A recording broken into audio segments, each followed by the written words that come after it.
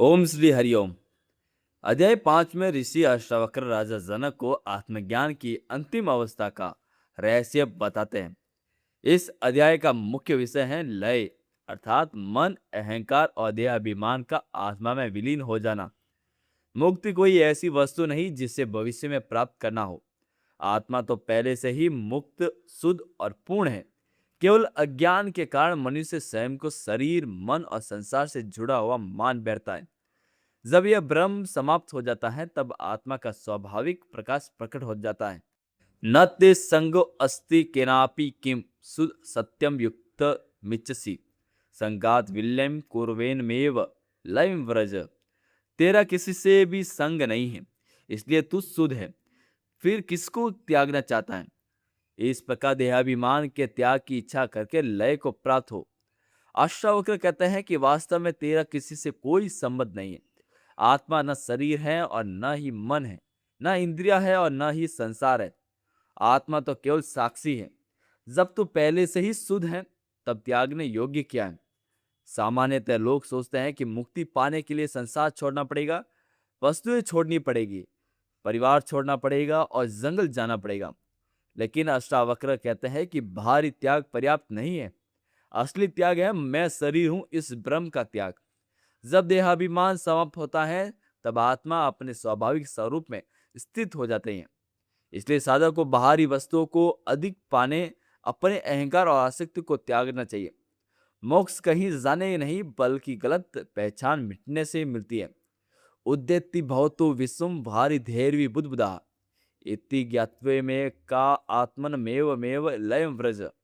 मन के संकल्प से यह जगत उत्पन्न हुआ है और मन के ही लय होने से जगत लय हो जाता है। आत्मा सदैव सुख और मुक्त है, कदापि बंधन को नहीं प्राप्त होता है। बंधन और मोक्ष दोनों मन के धर्म है। मन के शांत होने से बंधन और मोक्ष का नाम भी नहीं रहता।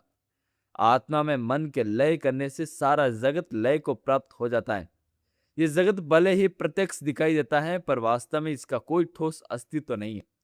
जैसे रस्सी में सांप दिखाई देता है लेकिन वास्तविकता में नहीं होता, उसी तरह यह संसार भी केवल प्रतीत होता है।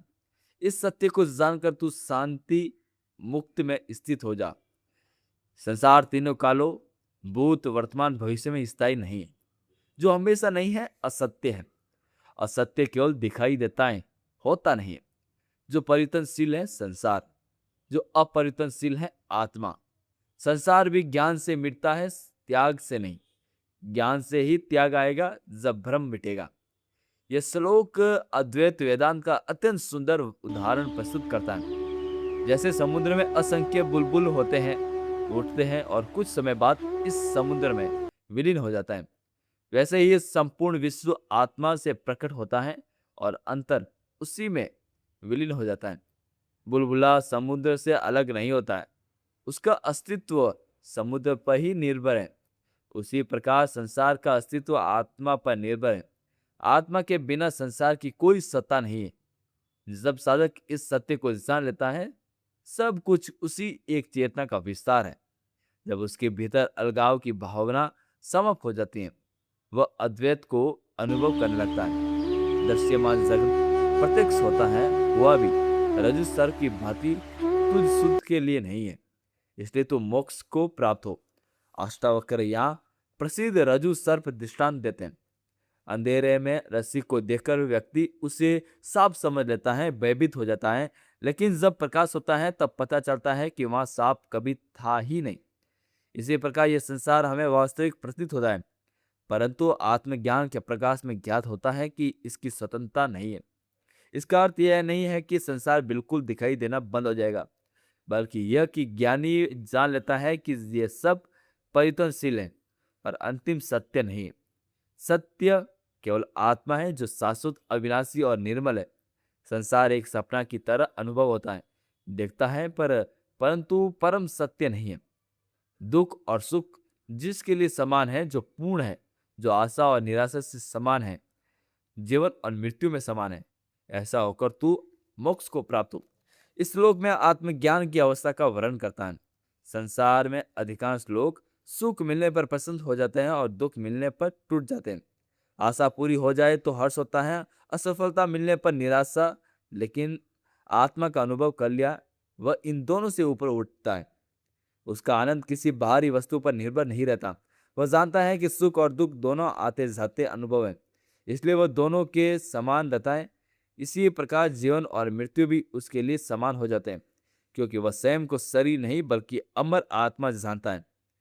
ऐसी समता ही वास्तविक योग है और यही मुक्ति का द्वार है।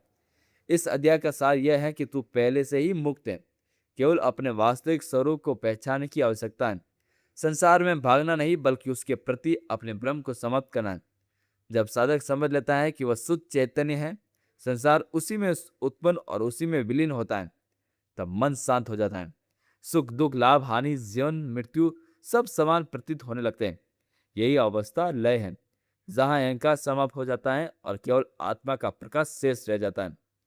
लय का अर्थ कुछ खोना नहीं बल्कि अपने वास्तविक स्वरूप को पहचाना है। जब जुट में मिटता है तब सच्चा मैं प्रकट होता है।